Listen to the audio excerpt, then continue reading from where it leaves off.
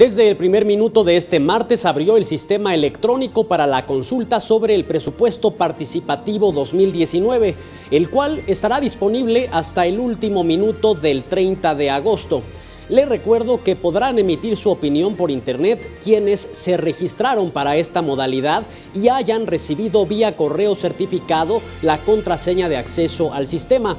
Quienes cuenten con esta deberán ingresarla al sitio www.consultadf1.org.mx junto a su clave de elector, para posteriormente recibir vía mensaje de texto una clave única.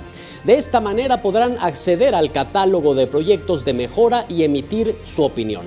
Si usted no se registró para esta modalidad, puede participar en la consulta presencial el próximo 2 de septiembre en toda la ciudad, siempre y cuando cuente con su credencial para votar vigente y domicilio en alguna de las colonias, pueblos y barrios originarios.